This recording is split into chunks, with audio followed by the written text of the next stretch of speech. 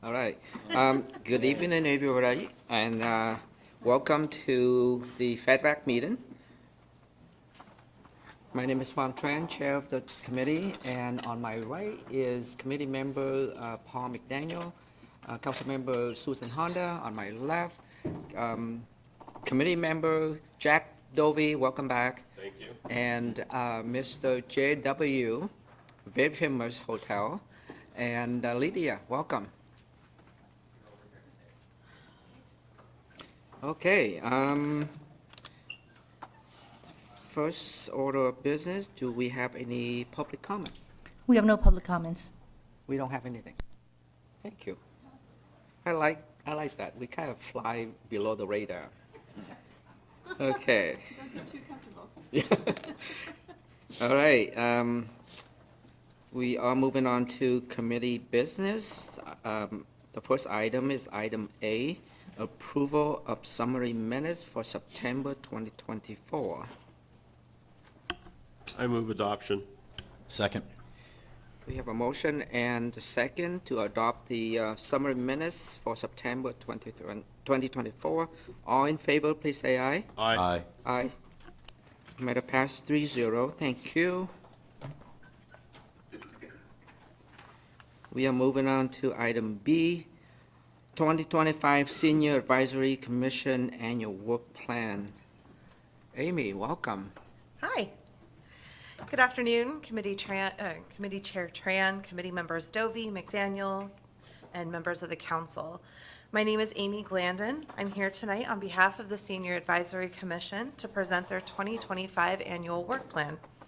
The policy question before you tonight is, should the City Council approve the 2025 Senior Advisory Commission Annual Work Plan? The Senior Advisory Commission has been funded with a $5,000 annual allocation since 2023. With this annual allocation, the Commission has been able to print an updated senior resource guide. It's hosted 2 senior health and resource fairs. And the Senior Health and Resource Fair in 2024 was really well attended. It had over 50 vendors, which was way past the goal we were expecting. And each of these vendors cater directly to the senior community. A few highlights of our 2025 annual work plan with the associated estimate cost is included in the packet, but I just want to give a high-level overview. These include a commission retreat, revision, reprinting of the resource guide, the Senior Health and Resource Fair, holiday senior outreach, and senior commission connection events. The total estimated cost for 2025 items is $12,600. This number does not include the anticipated fundraising efforts that the commission takes on. In previous years, the commission has fully funded their resource guides and the Senior Health and Resource Fair due to outside donation. In the case of 2025, the commission intends on doing fundraising efforts, but is asking for a financial commitment from the city to fund these items in the event that their fundraising efforts fall short. Each of the outreaches that the commission participates directly in ties back to the commission's mission to help improve and enrich the health and well-being for senior citizens and their quality of life. These outreaches not only bring members of the community together, but demonstrate the passion and commitment that the Senior Advisory Commission has for the City of Federal Way. So your options to consider tonight is 1, approve the proposed 2025 Senior Advisory Commission Annual Work Plan, or 2, do not approve the proposed 2025 Senior Advisory Annual Work Plan and provide direction to staff. The mayor has recommended option 1. Just as a personal note, I am honored to be a staff member on this commission as they live out their mission. They're a really hardworking commission. They meet in subcommittees, they meet monthly, and they're really active. They really want to ensure that every senior citizen in Federal Way has access to services, activities, and resources. And I'm happy to answer any questions that you might have. Thank you, Amy. Any question for Amy? I just have one question. How is it determined based on fundraising versus the budget? I don't know how I ask this. I mean, sometimes you have all great intentions, I'm gonna go fundraise, but if the budget's already there, why fundraise? Does that make sense what I'm asking? It does, but I can honestly tell you that I'm not downplaying what they do or anything, I'm just, Well, in addition to the fundraising efforts and just the amount of money that the commission brought in, they brought in over $7,000 last year just on the fundraising efforts. This commission does not rest on, we have a budget allocation. They're really careful and frugal with the finances that they have and don't want to waste a penny. They find it really important to make sure that the community is involved, and the best way to do that is through fundraising efforts, because then everybody has a buy-in and some skin in the game.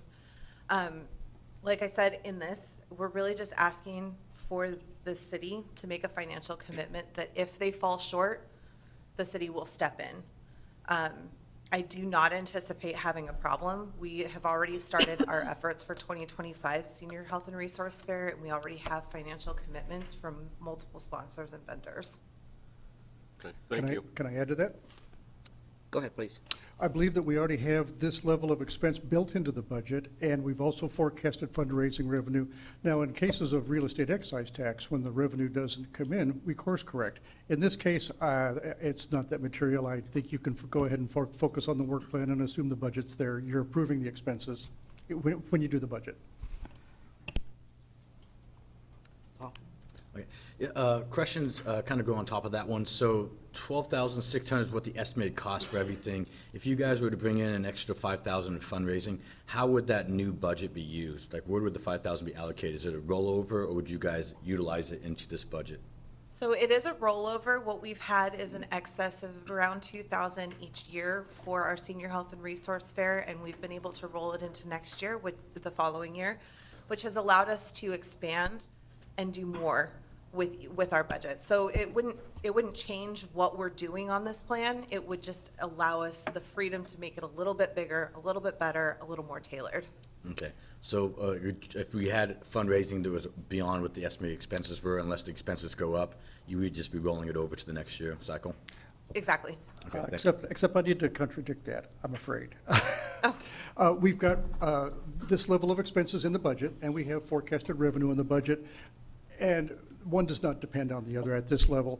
And we don't roll over operating expenses in the general fund from year to year. Each budget year is a new year. However, we can always amend as things come in differently. So how would let's just use the example of 5,000. So this budget's what we're looking at approving. If we approve it and it comes within that budget, but there's an additional 5,000 of fundraising? I what happens forecasted 13,000 for fundraising, and I could be wrong. Okay. I guess I'm confused then. If they fundraised 13,000 and we approved, are we just approving the expenditures that they're going to be You're able to looking spend at the that work much? plan, and you can assume that the expenditures are built into the budget. Okay, so we're not actually approving a budgeted line item. Correct. Okay, thank you. That was a clarification I need. Councilmember Honda? Thank you. So as a member of the, I'm not allowed to call myself a staff member for the commission, but I do attend every meeting and assist Amy as a staff member. We have been blessed with Pastor Colleen and the Steel Lake Presbyterian Church, and they have, since the very beginning of this commission, funded many of our events, including the printing of the brochure. But we can't always depend on that. Churches are having a hard time. They are committed to supporting the seniors in Federal Way, but we need to be able, as a city, show that we have the financial ability to support this commission and every other commission. If we approve these work plans and they have events in them, we should not expect that the commissioners go out and fundraise for their events. That's my opinion.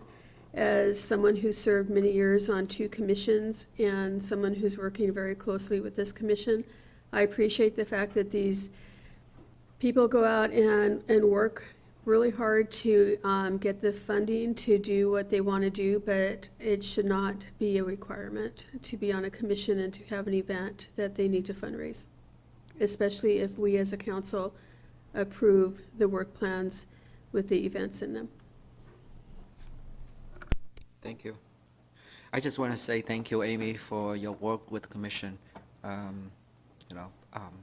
You did great work, so did the commission. So thank you. With that, may I have a motion, please? Yeah, I move to forward the proposed annual work plan to the November 6, 2024 consent agenda for approval. Second. We have a motion and a second. All in favor, please say aye. Aye. Aye. Matter passed 3-0. Thank you. Thank you, Amy. Thank you.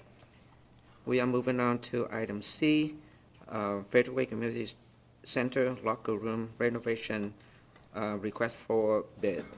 Autumn, welcome. Good evening, Chair Tran, council members. I'm just going to pull up the presentation really quickly. Autumn Gressett, Contract Administrator, and the question before you this evening is should the City Council approve the RFB for the Federal Way Community Center locker room renovation? We went through the renderings last week, so I wanted to bring those up for you one more time. We have spent the last several months not only demoing the locker rooms, but doing some discovery on how we need to put them back together and make sure that we don't go through this again in 15 years. Our project management team from Rock Project Management and our architects Innova have assisted us in this methods, as well as Cross Engineers, MedTalks, and GDM. Some of the things that were found during the demolition, just for a refresher from last week, is we did have the mortar bed, the packed mortar bed below the tile needs to be fully replaced, so that has been added to the RFB packet. And then none of these columns are structural, but as part of the RFB, we will be replacing a majority of these steel columns, about 36 inches up.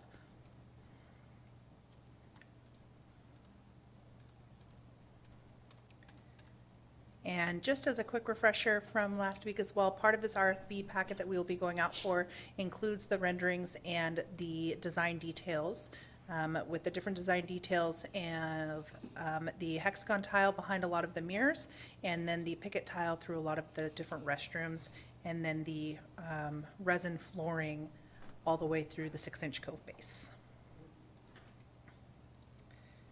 And with that, I'm happy to answer any questions that you guys might have.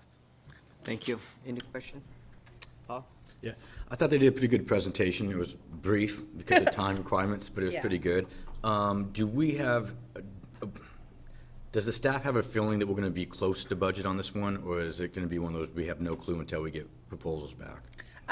With the climate that we're seeing in the construction industry right now, I feel confident that we'll be close to budget, but I think the true answer is yes, until they fully come in, we don't have a final number, but we did recent cost estimates, and we're still on par with where we were 6 months ago. Okay, and my only other question is, on page 17 in the agenda packet, it had made the comment that there was, the file floor did not properly cure.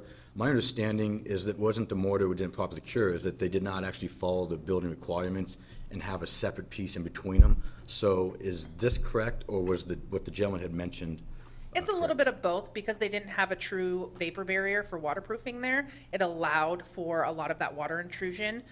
What we found when we peeled back the tiles, that the tile had been adhered directly to a green board, and as that grout wore away, water was getting in there. Unfortunately, you do need time for that tile or that mortar bed to cure. Water was wicking into there so quickly that it didn't have time to. So that would be the tiles on the walls, but is that also on the tile on the floors? Because that's what I thought he had said, they had actually put the mortar, whatever it is, exactly on the subfloor, which is where the problem was. Was it the curing, or was it the actual construction itself? It's both. And so you can put a vapor barrier between there. It wasn't a requirement back then. Had all of the other building methods been followed, if we'd gone with a concrete board behind any of the tiles, we wouldn't have necessarily ran into that. So it's both at the same time. Vapor barrier would have helped not have that problem with the mortar bed, the packed mortar bed, but it's not to say that it wouldn't have alleviated the issue completely, because they put the mortar bed right up against the green board or the drywall, and so when it wicked down, even if you would have had a vapor barrier here was drywall that was pulling water into the dry pack. No, I understood that. I just want to make sure that this was accurate if it was going to go in this documentation. Thanks. Councilman, go ahead. Thank you. So at the time it was built, was the cement board behind the tile required? I would have to go back and look at building code. It's not, a cement board behind the tile isn't a requirement now. Green board is an acceptable method as long as you're waterproofing and using a membrane, a waterproof membrane in front of the green board.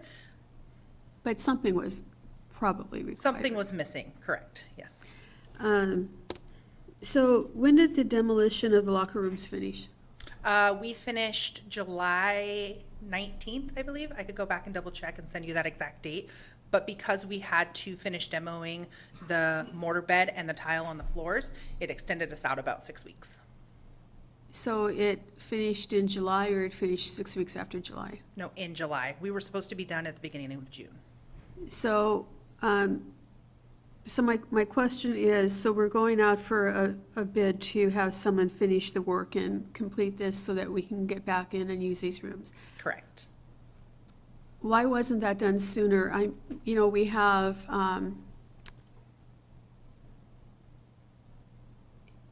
the longer we wait, the more unhappy customers I seem to be hearing from with the locker room situation. So this is already almost November. So demolition was done in July. Why didn't we start rebuilding in July or August? Why are we waiting until now to get a bid to rebuild? I hear you when you say that we have customers that are itching to get back in there. We are all itching to get back in there. One of the biggest reasons is after we completed all of the demo, which partially was discovery, we then had to finish with our architect all of the plans to be able to put it back together. The specifications is an over 182-page document to make sure that down to the screws and the nails and every little piece that we put back into this building, a contractor is held to every single detail.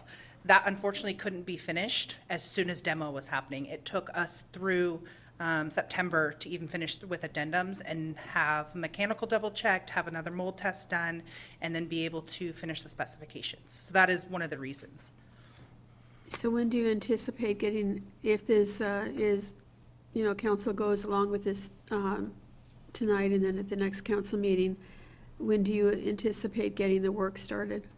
It depends on the contractor, but likely it will start in December, and then we still anticipate end of May 2025 being able to put everything back.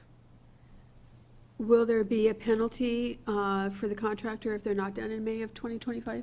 There's always liquidated damages built into the contract language, yes, if they don't meet the working days within their public works contract. Thank you. I guess the good news is 2025 May is not that far off. We're already close to it. All right, see no more questions. May I have a motion, please? I move to forward the authorization to solicit bids for the community center locker room renovation to the November 6, 2024 consent agenda for approval. Second. We have a motion and a second. All in favor, please say aye. Aye. Aye. Matter passed 3-0. Thank you. Thank you. Thank you, Autumn. Okay, we are now moving on to item D, Community Oriented Policing Services Grant Fiscal Year 24. Commander. Good evening, Council. My name is Kyle Buchanan. I'm a commander down in the police department, and tonight I am here to present the 2024 COPS grant. Policy question in front of you is, should the Federal Way Police Department accept the Department of Justice COPS Hiring Program, or CHP grant, for $500,000 to hire 4 police officers?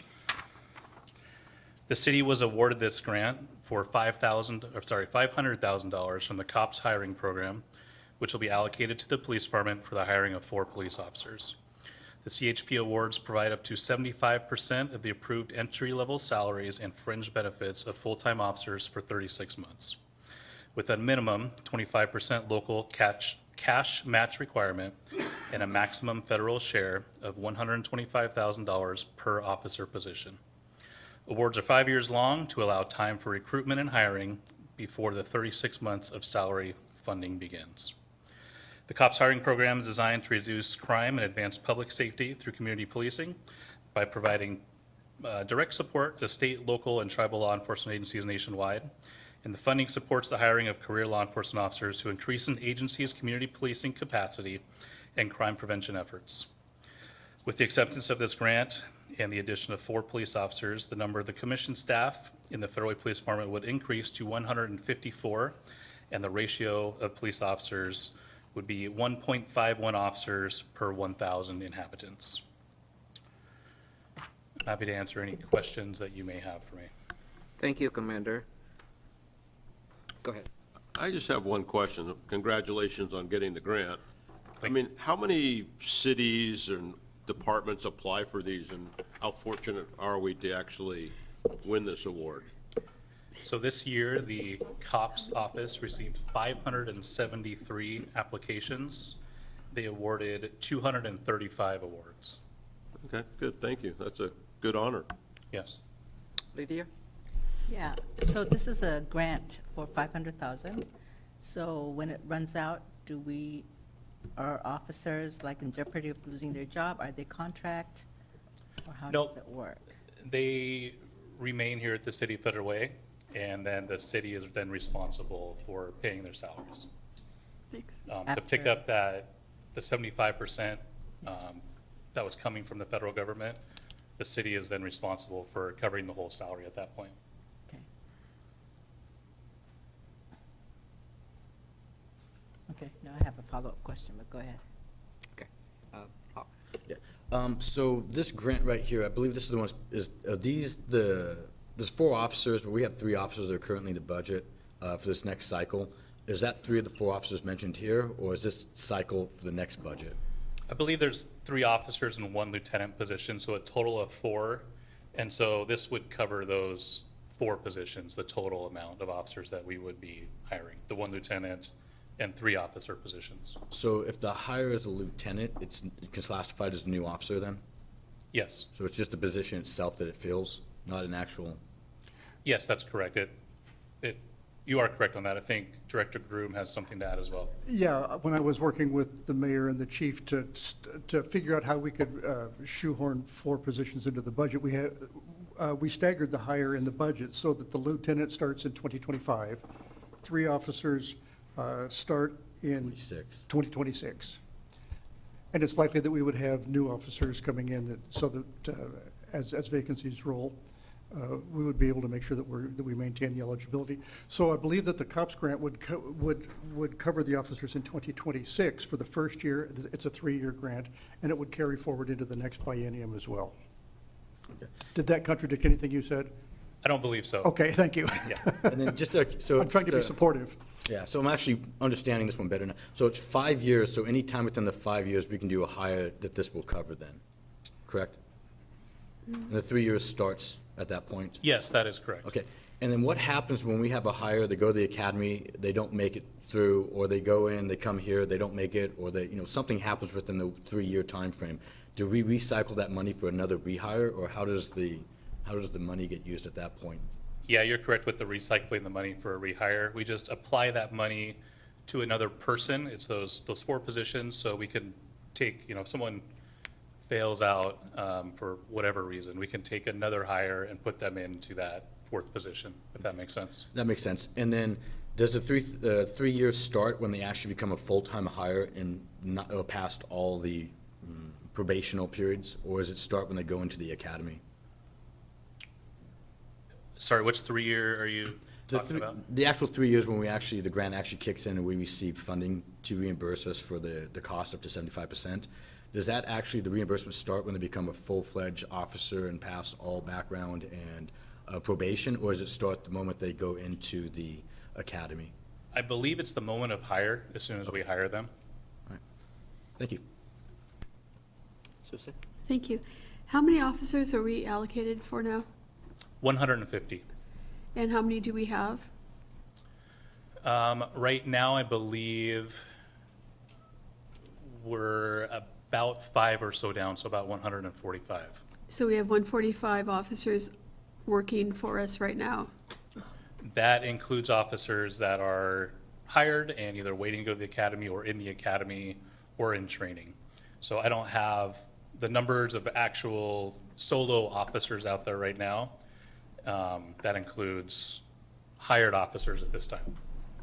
So when we hire an officer and they're waiting to go into training, we're paying them a salary and benefits while they're waiting to go into training? That's correct. They start collecting salary and benefits the day that they're hired here. Usually they're here about a month to take care of some computer training things prior to the academy. And then they start the academy on about a month after being hired here is kind of what we have been doing for about the last year. Do you think it'll be difficult to get 4 more officers? I don't think so. We've been doing very well in hiring. I oversee all the hiring in the department. We've been doing very well last year and now this year. And I anticipate probably early to middle next year, we'll be very close to being fully staffed. So, I don't know if you would be able to answer this question, or maybe Ryan does. So we're allocated for 150. This will put us at 154. Does council need to do anything to agree to the extra 4 officers? Or by taking this grant, is that the agreement? Well, you need to approve both this and the budget. So if we approve this and then take, I guess, budget action that doesn't agree with that, then it's a problem. So these Oh. two things need to agree. Okay. If you accept the grant, we need to hire 4 people. Okay. Within 5 years. Within 5 years. So my understanding was that the 5 years was, part of that time was to find people qualified to hire, and then part of the 5 years was the rest of the time that the grant pays for them. But we have 5 years in which to hire them? That's correct. And what we did with the last COPS grant we got is we applied the COPS grant to the next, like 4 hires that we made. So that money was starting to be applied to those officers right away. Okay. Do we have any officers on a COPS grant now? The last COPS grant, the 5-year period ran out, it was right at the end of last year. Okay. And then my last question, I think, is probably for Steve. So, since this is already worked into the budget, what would have happened if we were not approved for this COPS grant? Would we have still been able to hire 4 officers? No, we've built in the funding as part of our ability to pay for the positions. Obviously, we had to use some city money as well. So if you did not approve this, then we would have to take both out. Okay, just Yeah, wondering, because, yeah. I would probably want to do it at the first budget amendment, not at the Right. 11th hour of the budget adoption. not that I don't think it's a good idea, but I'm just But- curious as to why it was already built into Sure, the budget sure. when we didn't know that we were getting it. So, Sure. All right, thank you. Thanks very much.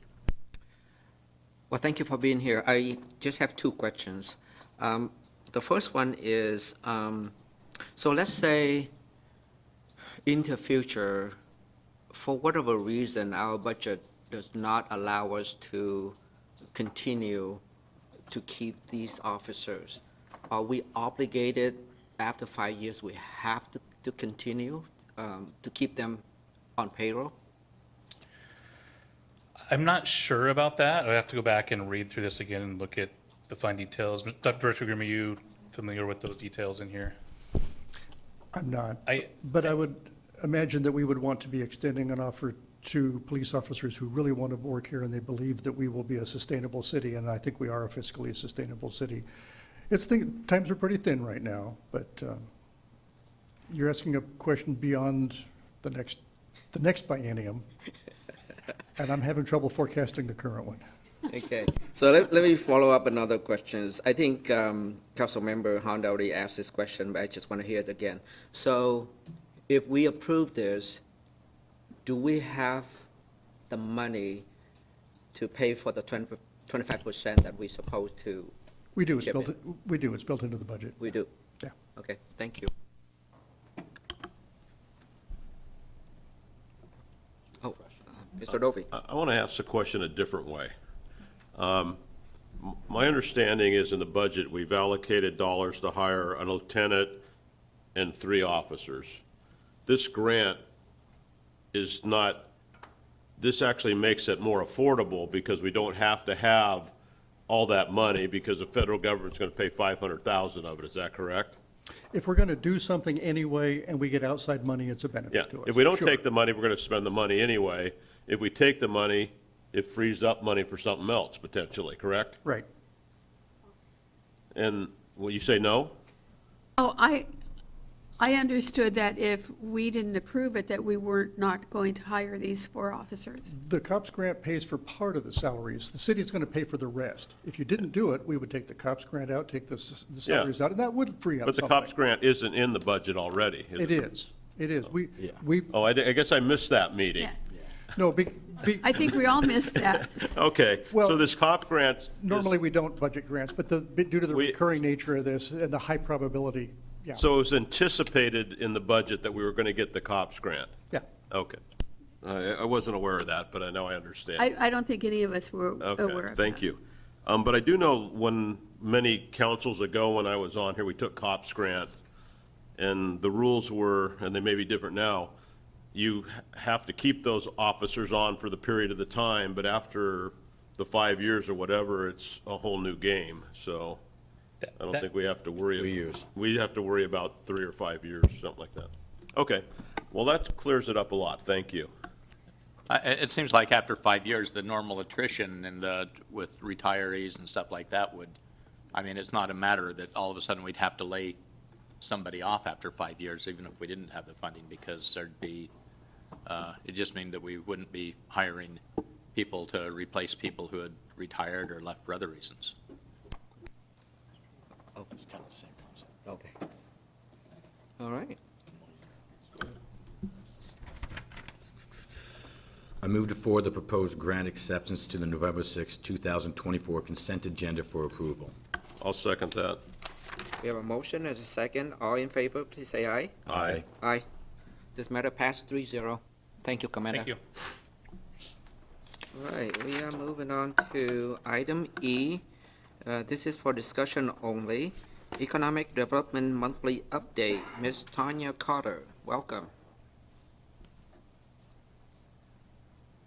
Can you all see that? Yeah. Good evening, Chair Tran, Councilmember Dovey, Councilmember McDaniel, and other council members present tonight. Tanya Carter, your Economic Development Director. I am here tonight with no policy question. This is just an update for discussion and also a presentation of the next steps. So for background, the city and council allowed economic development to pursue a relationship with a marketing agency. This marketing agency is a nationally recognized and renowned agency for marketing and placemaking. So really kind of putting Federal Way on the map, as everyone knows I am always pushing for. So what we have done for this past year is they have conducted a lot of focus groups, which many of you were participants in during their discovery phase, which was phase 1 of their 4 phases. Phase 2 of their 4 phases was figuring out storytelling and messaging. Phase 3 was essentially putting together a strategy and a plan, and phase 4 is the implementation of that plan. So these are the things that Sarah Renicky, who is our liaison at DCI, she will be presenting tonight. And I'm not sure, Tooch, I know she's on the line.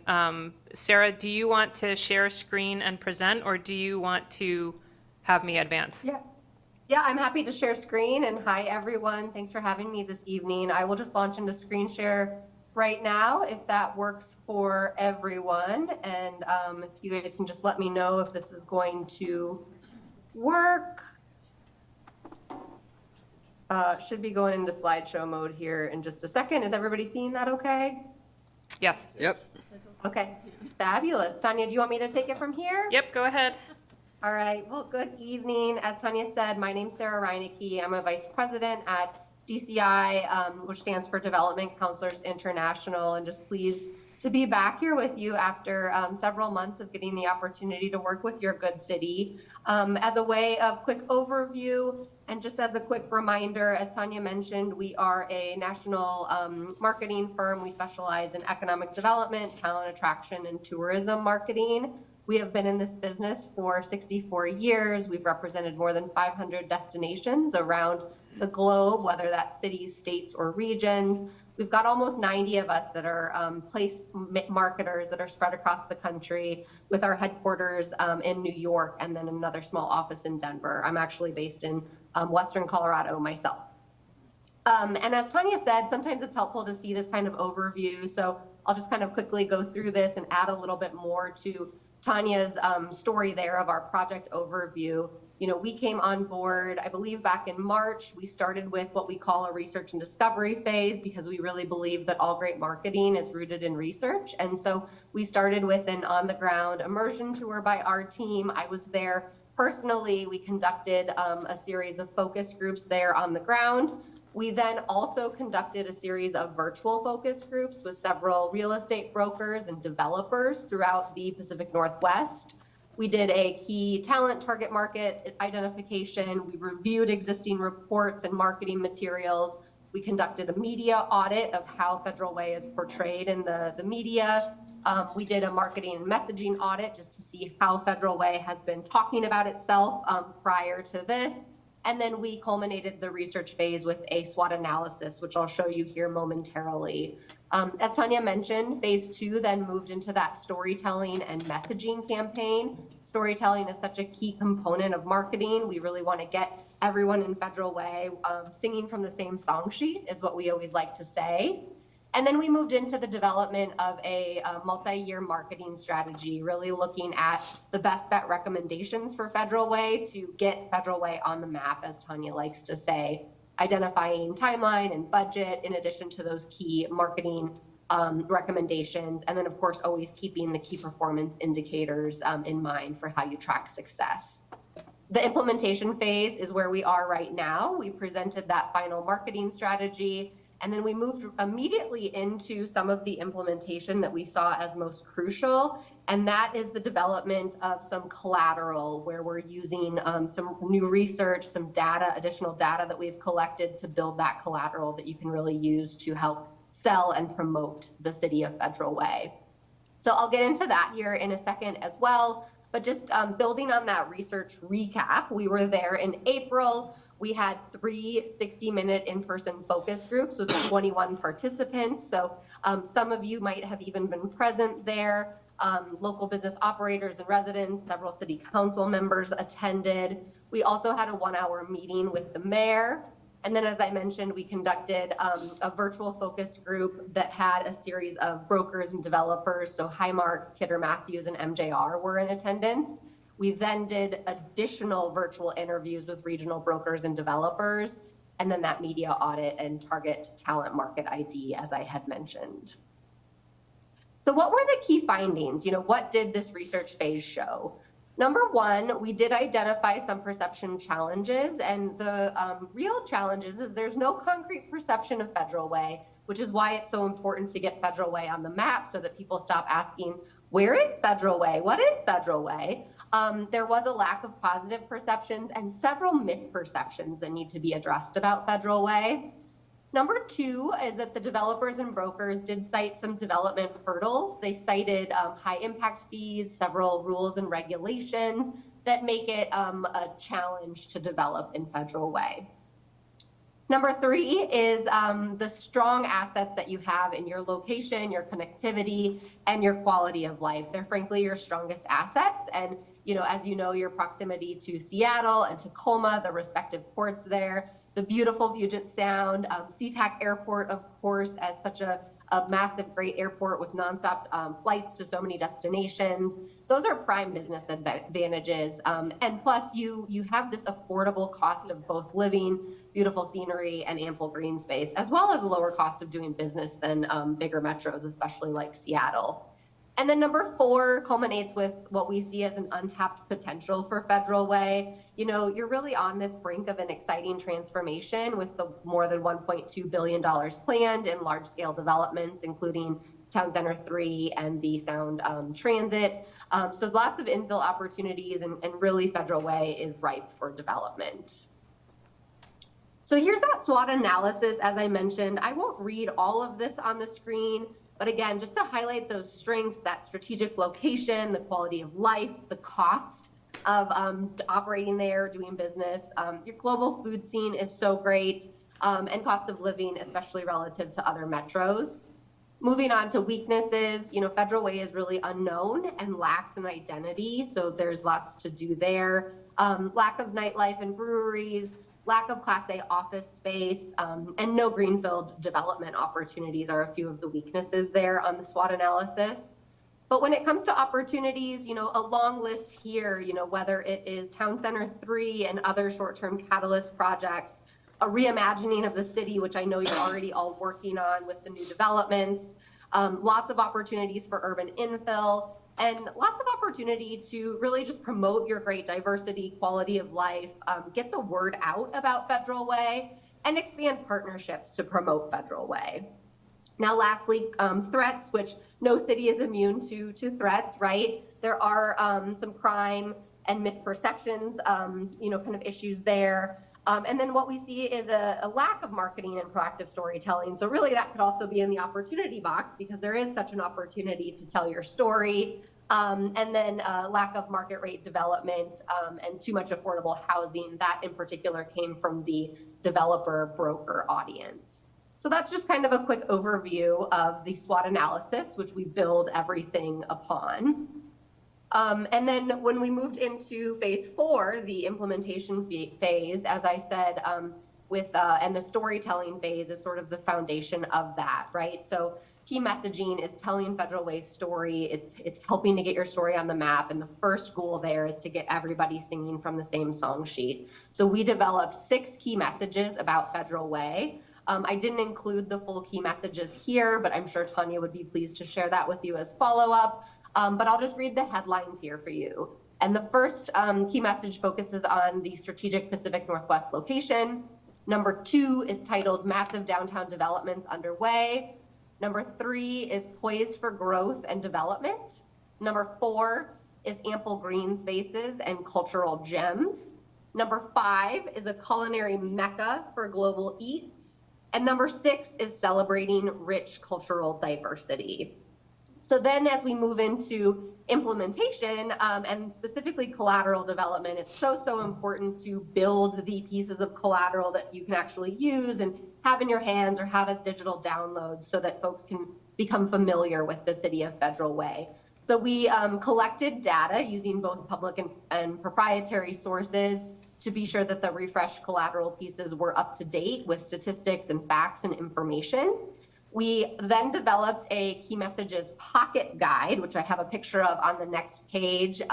We're just working with Tanya to finalize a few key items there, a few of the photo permissions, but otherwise that is largely complete. And it's just a really nice small pocket guide that you folks can get a copy of that we can put on the Federal Way website or share with audiences, right? So that you're all telling the same story about Federal Way. We're also in the thick of working on an economic development profile or overview piece. And so this will be a 2 to 4 page overview that's going to help folks understand this base understanding of your key assets that are relevant for developers or brokers or maybe corporate executives that are looking to expand or relocate a business. So this is going to provide a general overview on Federal Way. The picture over here on the right is an example of one of these overview documents that we built for Commerce City, Colorado. So again, very data rich, fact rich, photo rich. There's going to be a great map asset on the one that we built for you, just like Commerce City, and just leveraging lots of facts and statistics to kind of have a quick infographic style way for folks to learn about the city. And then we're also working with Tanya on some key audience one-pagers to just outline the essential and relevant information about Federal Way and some quick hit one-pagers that again can be available for all of these collateral pieces can be available for digital download, or you may opt to print some hard copies as well to take with you when you're at conferences or trade shows or meeting with prospective folks who want to do business in Federal Way. And here's just a couple of screen grabs of that key messages guide, really leveraging the great photography to showcase your quality of life. This is a screen grab of the Ample Green Spaces and Cultural Gems key message. And then on the top there, you just see the cover page of that document that leverages your existing logo and the Centered on Opportunity tagline. So that summarizes our work now. We are working to finish the collateral by the end of November. So we've got just about 5 weeks left, and after Thanksgiving, we should be complete with that. And I know Tanya will keep you in the close loop. And I just want to say on behalf of my whole team at DCI, it continued to be a huge honor to work on your behalf. And we're really excited to complete these last few pieces. So if I may, Chair, just to kind of Go ahead. finish out a little bit of the implementation. The documents here that DCI shared, those are documents that will be distributed not only to businesses, we've already talked to city staff. So, one of the things that we strongly believe in is that if, the folks on your team don't have the right messaging and they're not able to speak to it, then, that kind of dilutes the whole project. And so city staff also has been made aware. So they will all get copies of the pocket guides, which have the 6 messages. So, if Public Works is out on the streets, or if Parks is out on the streets and, they're talking to folks, these are all the same messages that they can share. Further and kind of a little bit separate from what DCI is doing is we're taking the documentation that they've provided and we are also building further on that. So we are building cheat sheets, if you will, for passing out to yourselves, passing out to staff and other businesses in the city that you can post. For example, I don't know what the current languages for X, but it used to be 140 or 260 characters. But we'll develop language for that with all the messages. Develop it for Instagram, for Facebook, so that people kind of have similar messages, that they can all share.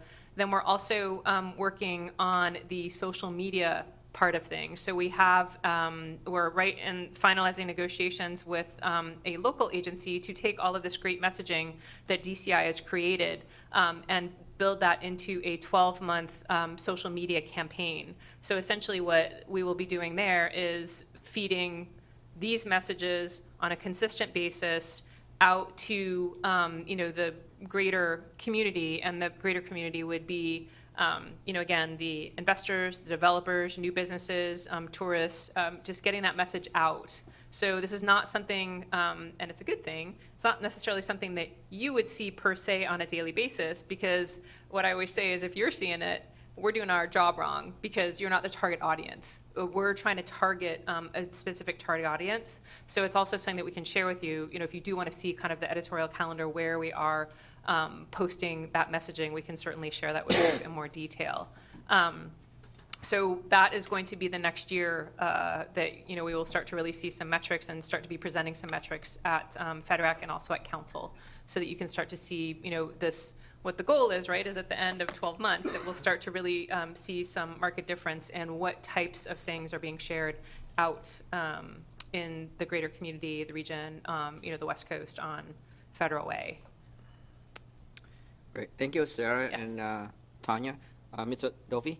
Yeah, I have 2 questions, if I could. It surprises me on your findings that developers think we have high fees to do business here. That was one of the first things the council did 2 years ago, I think. We got rid of all the school impact fees and we reduced things. And so how did that information, is that true information or is that just your assumption? Or, because that's not my expectation of what I would have heard. Sarah can maybe fill in a little bit more, but there were also some developers that we had DCI had conversations with where they had developed or started developing before, things had really changed with the school impact fees. I believe that was last year, if I'm not mistaken. It's probably been 3 years now that we told them, what part of zero don't you know? Yeah. So it's a timing thing of when they were developing and when those things happened. But then there's also other details in there, that just for them penciling out, as you know, construction fees, labor fees, materials, et cetera, have gone up. And so every last penny really gets scrutinized. And to be honest, I think there's a lot of, this is my personal opinion, but I think there's sometimes are a little bit of apples and oranges. There might be one jurisdiction that has, higher fees or different fees here, and another jurisdiction has a different setup of fees here. And so it's oftentimes also kind of hard to compare apples So- and oranges. So you would, what I'm hearing you say, that's perception based on the time that we had high fees from the school district, not today. It could be a combination. I mean, I couldn't go back in time and understand exactly what was said, but DCI did capture, pretty much verbatim what all of the participants did say. Okay, thank you. Mr. McDaniel? I'm gonna top on that one. I recommend reaching back out to those developers and then re-educate them on what is actually going on for the permitting and fee side of here. We've been doing that, thank you, yes. What is their reaction? Just saying thank you. I mean, if a project is already kind of underway or done, the likelihood of another developer, developing something right on the heels of something they've already done is a lot less than if there's a developer coming into town for the first time. So we've actually reached back out to developers and actually let them know about the fee structure changes that we've done. Yes, we have, I have ongoing conversations, as probably Keith has ongoing conversations with the developers. So when it does come up, or if it's appropriate to the conversation, absolutely. Oh, I think that'd be nice to see in land. And along that line, sorry for jumping in there, but can't we get some letters from these developers, like the guys who are doing the downtown and the guys who did Landmark, and get some real live testimonies that our fees have changed, Sure. instead of us just telling them? You good? Okay. I'm gonna, if you don't mind, can you go back to the research recap real quick? The slide on, I think it was like the second slide, maybe? Maybe third, I don't know. Yep, the Oh. key findings or this research. recap? Research recap, please. We'll start with that one. My first one is the 360-minute in-person focus group says it was 21 participants.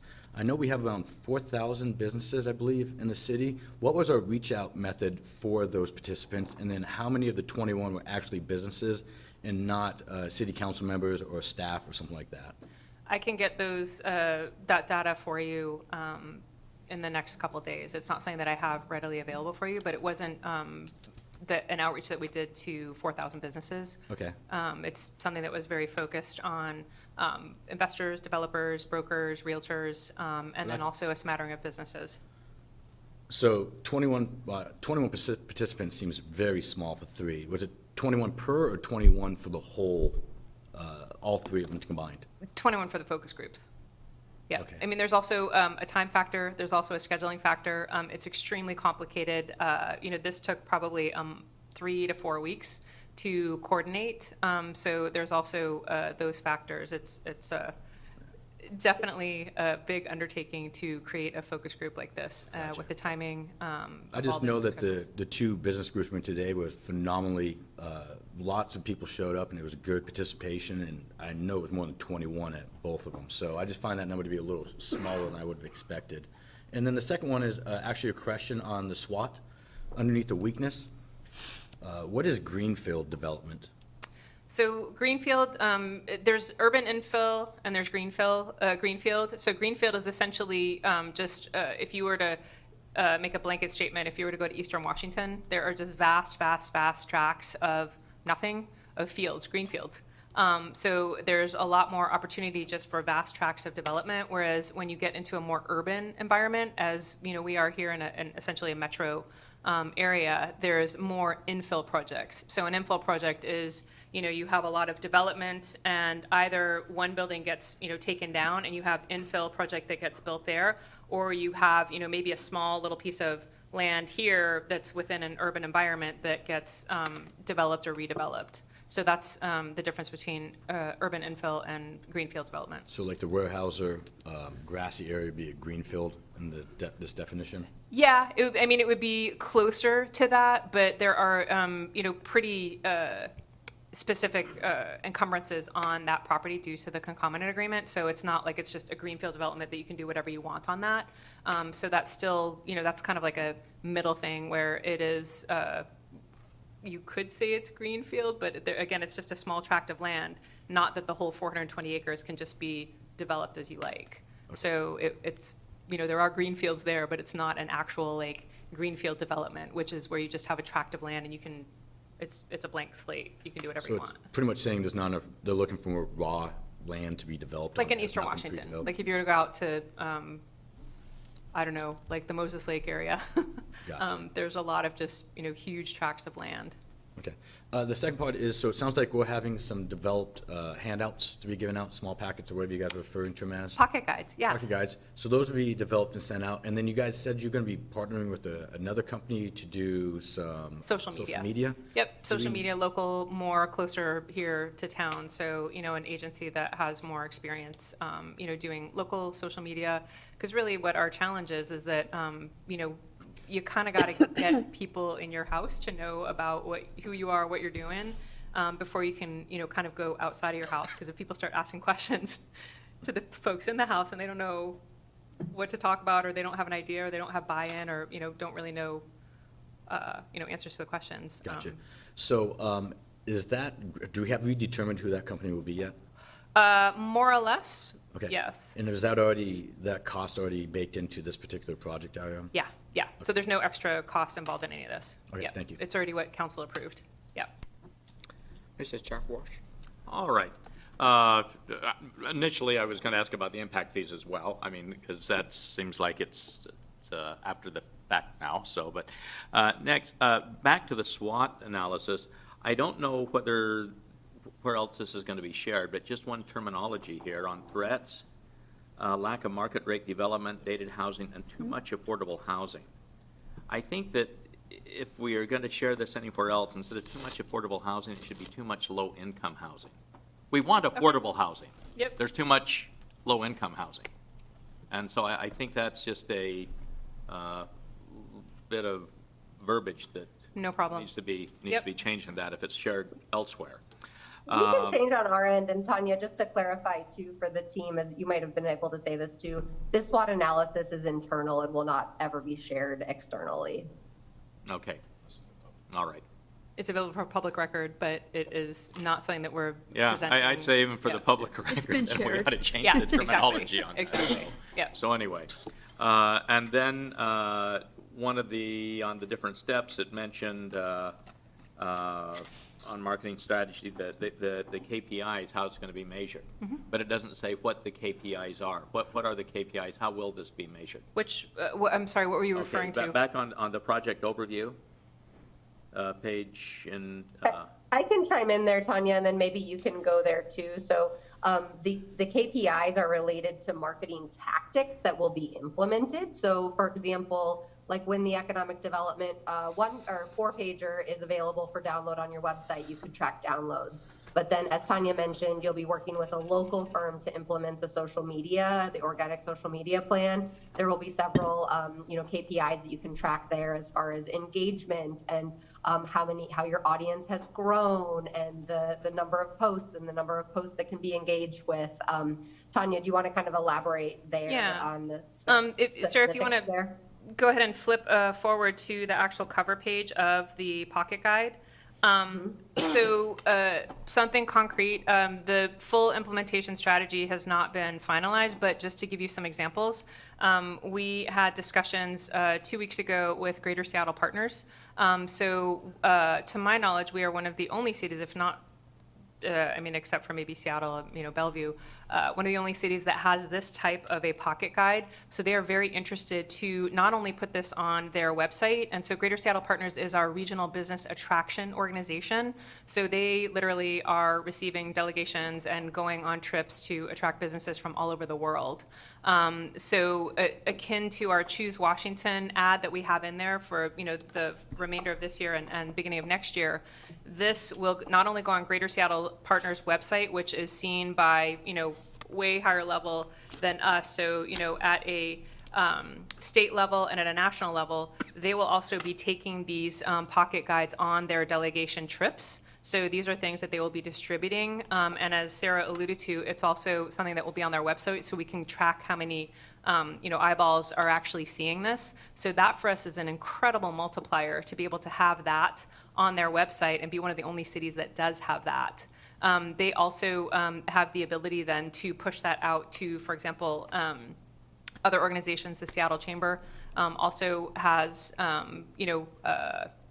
the Seattle Chamber is our regional business retention and expansion organization for this area. And so they also will have ability to distribute this and pass it out for any businesses that might be looking for a change or maybe looking to relocate somewhere, that they will also have an opportunity to see this.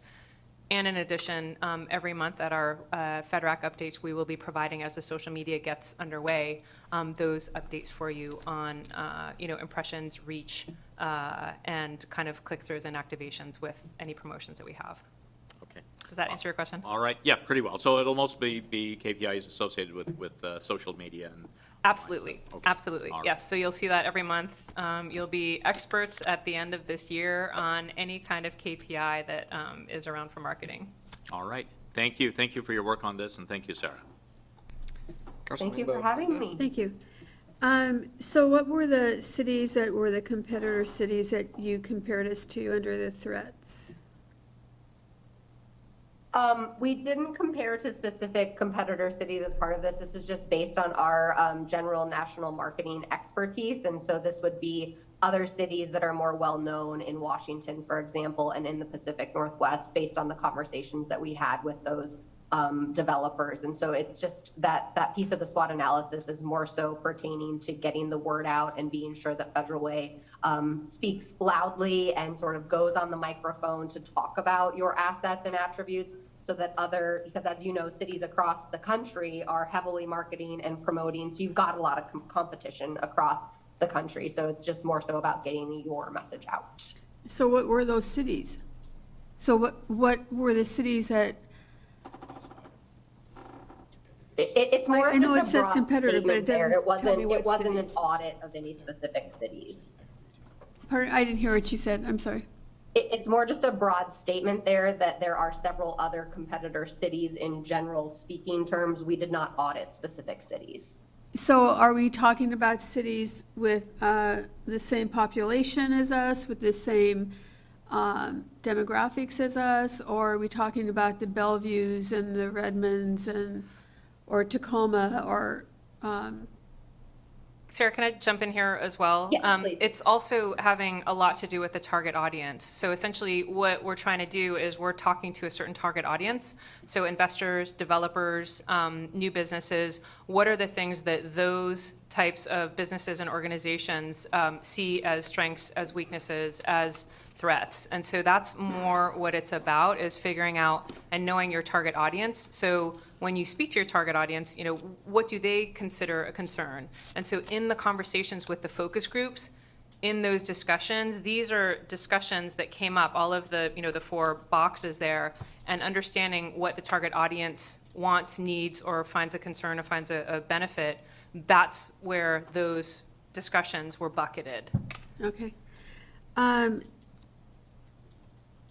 The misrepresentations or misperceptions that you talk about,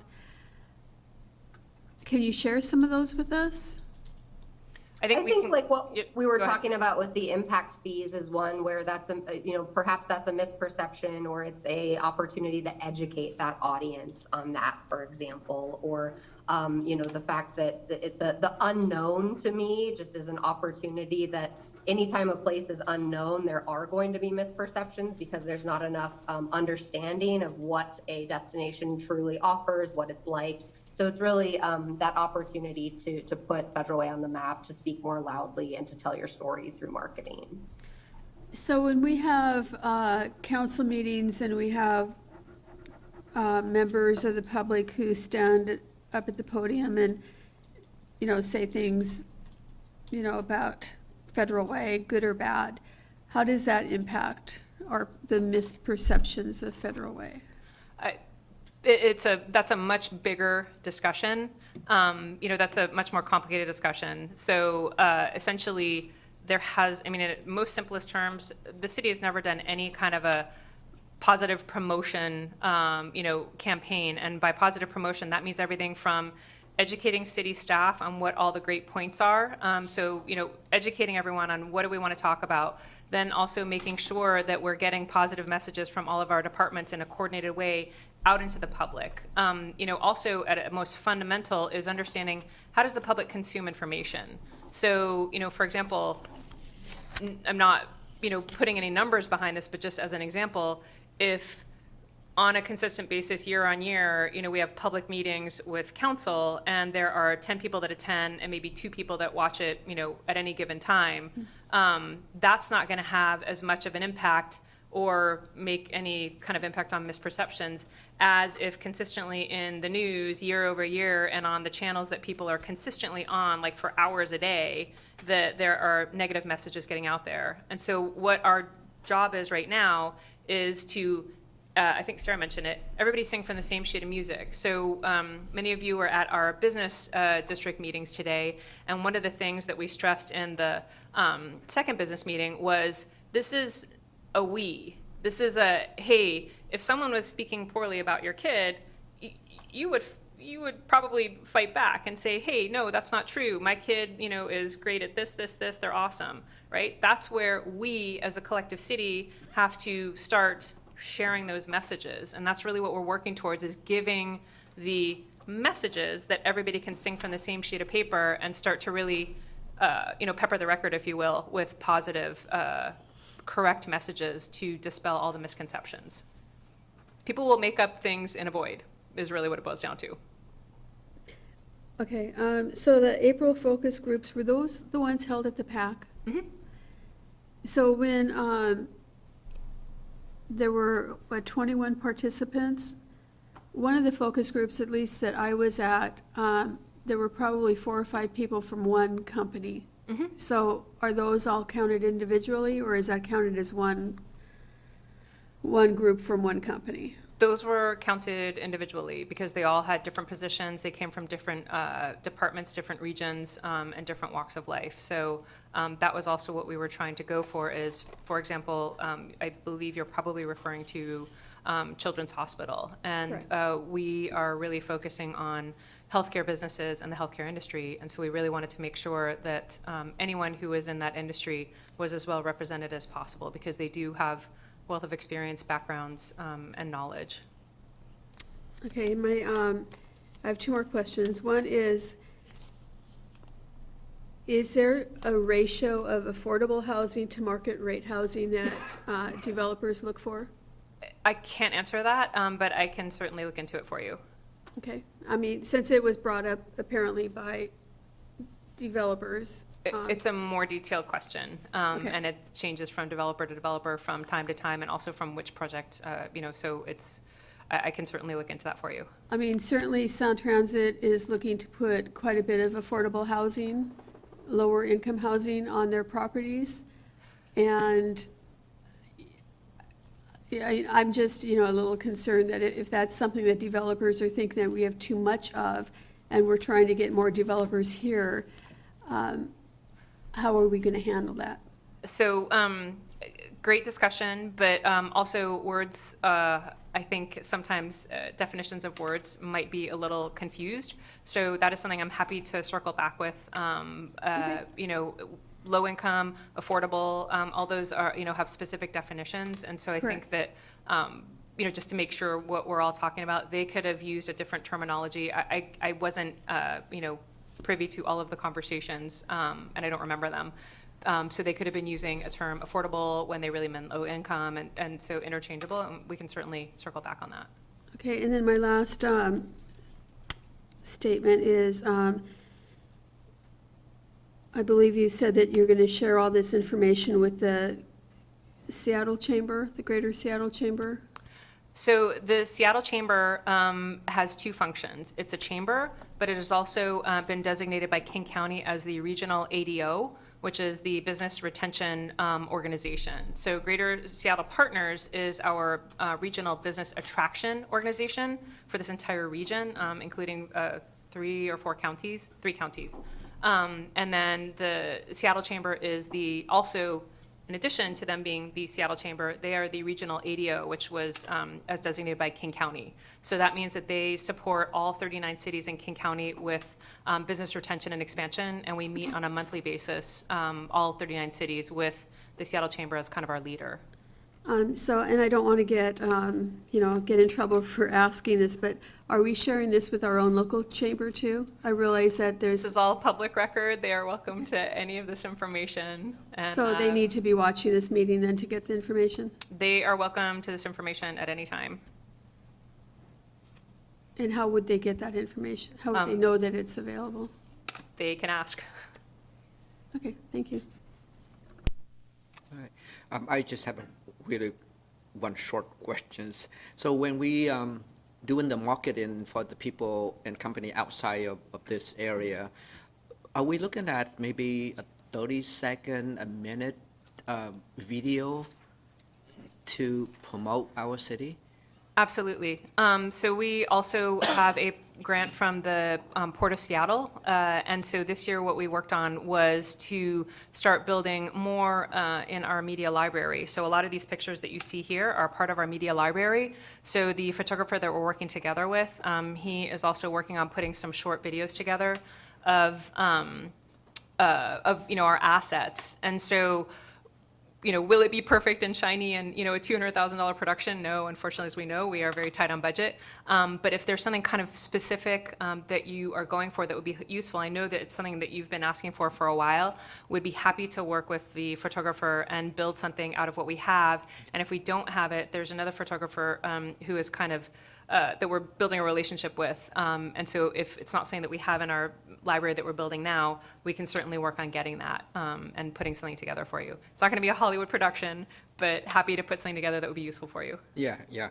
No, I mean, that would be perfect because, I mean, nowadays, I mean, the printed material is good. I mean, I'm not doubt that, but, people don't have a lot of time to try to read the booklet and everything now is online, everything on Agreed. TikTok and, all that, so I Agreed. think video is going to be a great marketing tool. Yeah, and with our the agency that we're working with on the social media, that is something that they'll start building in, and something that we also have talked about is doing, little testimonials from businesses and folks around the city, just to kind of have some interesting texture and mix to what we are pushing out, because as you know, content is king, and so it's not just, posting once a month now, it's kind of like you got to stay relevant and post a lot. So we're really trying to work on being creative about, what we get out there, and to your point, videos.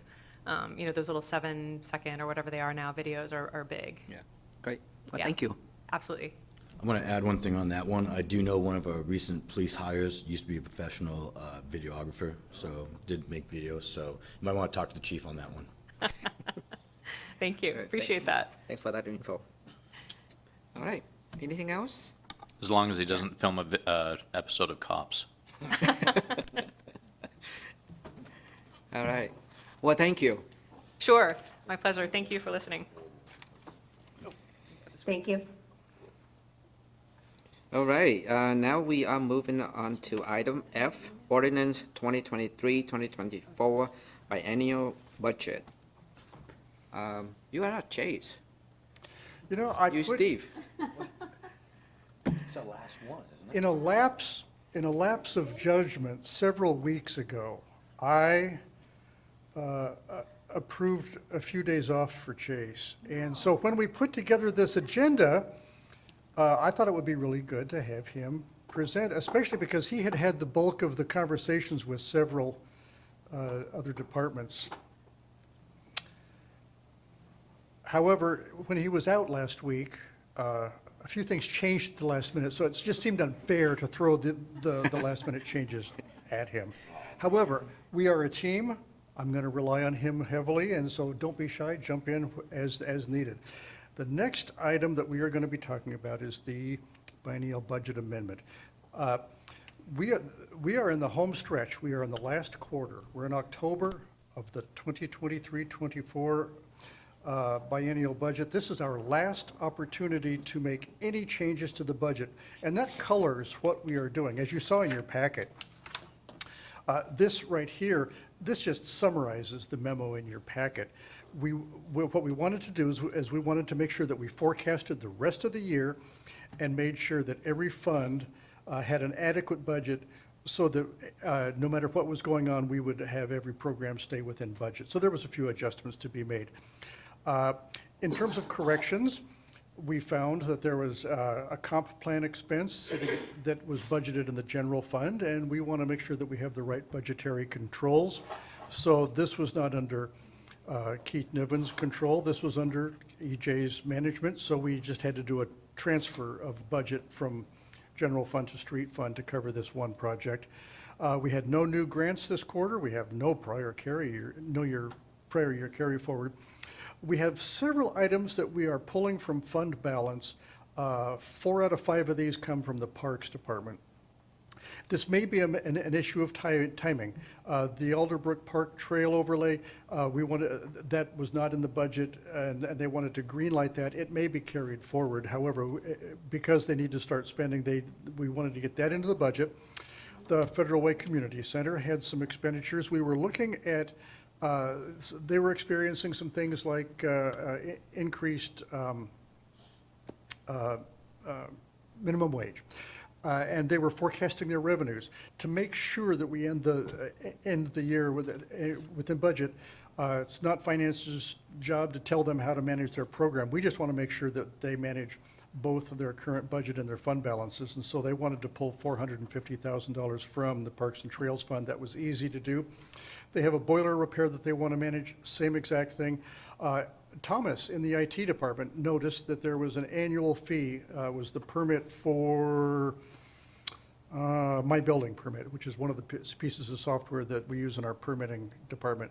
Wasn't in the budget, so we wanted to pull that from the IT technology fund. And then Dumas Bay has been having some higher levels of activity. So all of these are just to make sure that we finish the year within budget based on the activity that we're forecasting. Of course, every department still has to manage to budget, and we expect them to do that under the budget. So this will give us a little bit of wiggle room. This slide gives me visually, for anybody watching, what you already have in your packet in the memo. That's all the explanation I think I have. Well, thank you. Paul? Yeah, I'm looking at the more detailed one. I just have a couple questions. So, looks like Path and Trails funds. Now, I didn't know you could do this. You can take funds from one department and transfer it to another department? Has to be eligible. So, what is, classify that, please, for me? Chase, what would you say is Paths and Trails? So it went from that one to street. Yeah, Paths and Trails is one fund, so it's a parks levy that's passed by King County that can be used on parks activities. And that's being transferred over into the overlay fund in order to pay for a Paths and Trails project. Okay, so so even though the money's in the Path and Trails, but the actual work's gonna be done by Public Works, it looks like then, so it transferred over to them? That's correct. Okay. And So then it's a funding source that can be used on Paths and Trails. It's a fund that's managed by the Parks Department, but what restricts it is the actual funding source itself, which is the levy, which comes from King County. So money that goes in that one can be transferred to any parks project for the most part then? Correct. Okay, Yeah, that's Jason Gerwin and John Hutton and. gotcha. So yeah. the next one is the $450,000 for temporary help due to wage increases. That seems like a chunk of change. What was it's a pretty large raise. That was the most prominent contributing factor, I think, that they mentioned. We were looking at we meet with them quarterly to look at their budget, make sure that they're staying within it, and we met with Lee Felsworth and Jason and John Hutton. We also brought Brian Davis into that because we said, in order for it to finish the year, they either need to adjust their operations, or the general fund has to change its subsidy, or which we don't have right now. And so they wanted to use part of their Paths and Trails to. So Park and Trails was funded in the community center, and then the 450 is not 100% wage increases, it's also other potential items?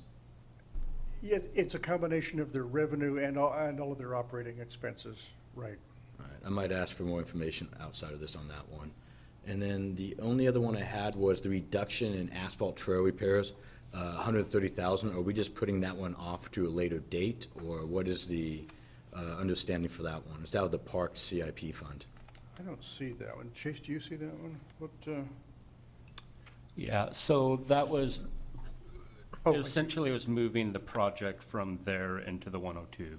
So we had it budgeted in 303 as well, so we're just reducing it. Okay, so that it's the project can happen Alderbrook in the Park one. Trail is what it's transferring? Yeah, it's that same project in the overlay fund. It's just, we took it out of the 303 fund and moved it into the 102.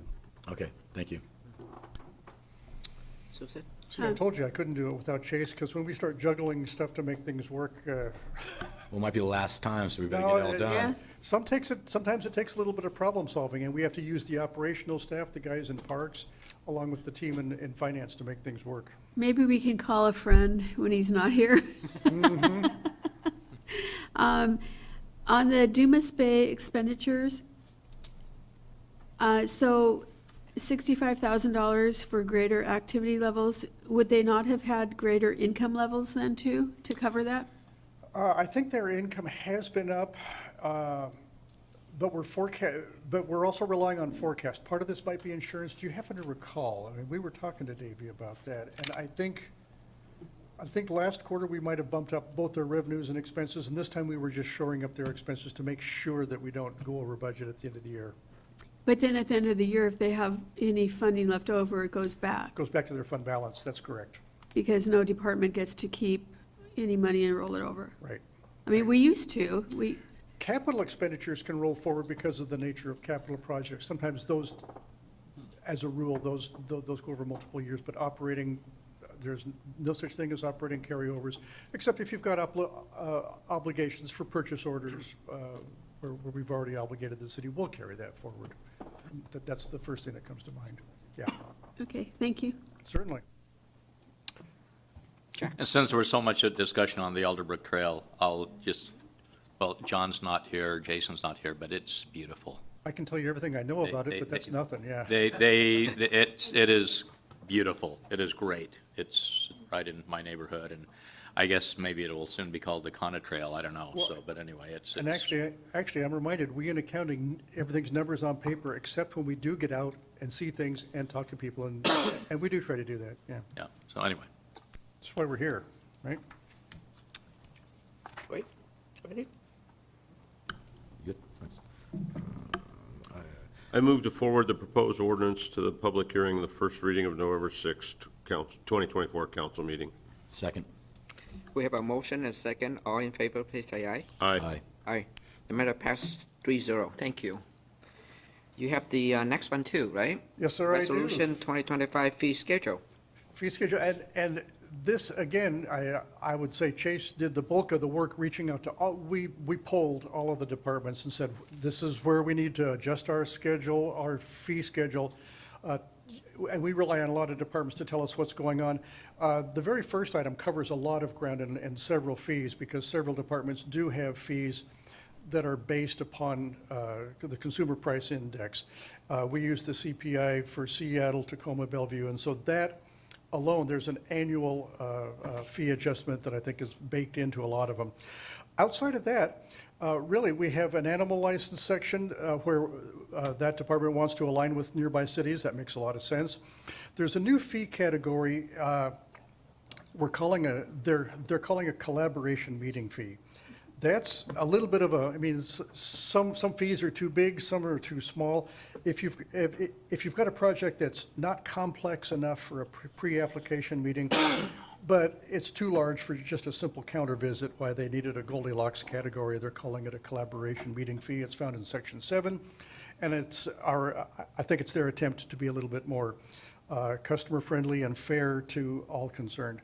There are some new, similarly, there's a new fee subcategory. Now, this is for multifamily impact fees. This was due to a state statute that was passed. SB 5258 required that this fee be split out. Rather than just lumping multifamily projects into one fee, they allocate them.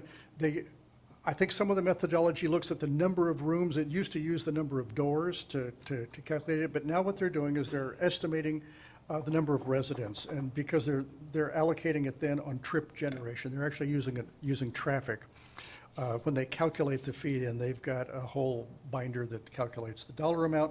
But that's what that is. It's taking what used to be one large fee and splitting it out so it fits more adequately, so they don't overcharge small projects and don't undercharge the large ones. And lastly, the community center had some membership fee adjustments. This largely was to keep pace with inflation, with costs, but also some of them, such as room rental rates, that was to better align with some of their competitors or other venues. The fee schedule is a big, long document. We've tried to make it as readable as we can. We've highlighted, or I'm sorry, we've printed in red font the changing numbers so that anybody can see what those are. That is my one-page slide to summarize All right, how many thank pages you. that was in the packet. And that's me trying to speak for a lot of different departments. Thank you. Paul? I will make a comment. I assume the dogs must have had a good lobby unit since they went down, cats went up. The second thing is, under section 10F, engineering permits outside of department, that's a whole new section. I didn't know what that meant or what that was about. The other ones made, the red made it a lot easier to find, thank you for that part. But it'd be section 10F. Now, I'd be curious to know what the engineering permits outside of development means. I will have to research that unless you happen to know. Yeah, we will find out what that is. Other than that, that was my main question. Thank you. Mr. Dovey? Yeah, I get, fees move, inflation happens, things like that, we have to do it, but why are we increasing the pet licenses and things like that? I mean, to me, that's like, why do that? I mean, we're not costing any more to get a license, and that's part of people's family, and, I mean, that's like hitting somebody at home if they're cutting them off at their knee. Why are we doing that? What was that decision? I We can have give more you costs? I can give you a theoretical answer because it's probably to cover the administrative costs of animal control in the most fair method to charge probably the Is that what it population. is? It's for animal control costs going up, why That we're would be my- raising it? That would be my theory. I believe so. Yeah, it's to cover, I believe they use a program, and there's also some overhead for the 'Cause licensing program. In our budget, we had animal control costs, what, 208,000 increase, yeah. Yeah. and we had decreasing license. The budget increase was specifically because we were trying to find a new shelter. Yeah. I don't know, it just seems like in the day and age of today, we're raising the price to have a cat or a dog, and Well, you could But charge, I don't know, I If you- get it, but it just kind of hits home as kind of the wrong message. If you're over 65, you don't have to pay license fees, Okay, well, which is a good thing for seniors. right. Okay, well. Zero it just- out next time. Just a comment. well, thank you. It's a policy level comment. That's your, Councilmember Honda? Thank you. What is a hobby kennel and a hobby cattery that is under license fees? It's under license fees for animals. Is that like, I am sure I will have to find someone to ask who knows. That is not me. is that selling, selling dogs and cats or something? I don't. Yes, that's what the kennel and cattery means. I don't know what the hobby part is. Okay. So we'll have to.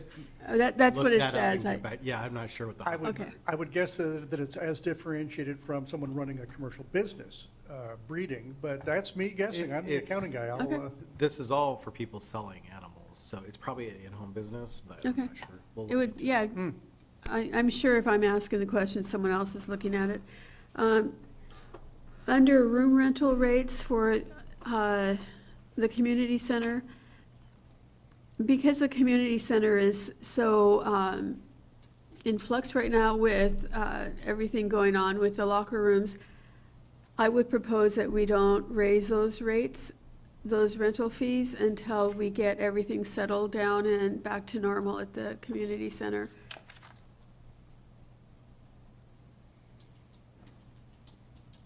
Any comments, anyone? I support what you're saying. It doesn't make sense to do it right now, but at some point, maybe consider it. So, yeah. yeah, we try to address fees annually one time in one thing, but You know, it's So, entirely up to you. there are certainly comments out there that, people can't use the community center as they could before. And raising rates, even though, I just think we need to be, remember who our customer is and who we're serving, and that we're asking them to put up with a lot right now at the community center, and perhaps we should hold off on raising those fees. Let me do this, since I'm not the right guy to speak to that. I will ask John Hutton to have his team send out an email discussing their rationale so that you can see what they're thinking rather than have me guess. And thank you for responding to my questions last night about the fees. You're welcome.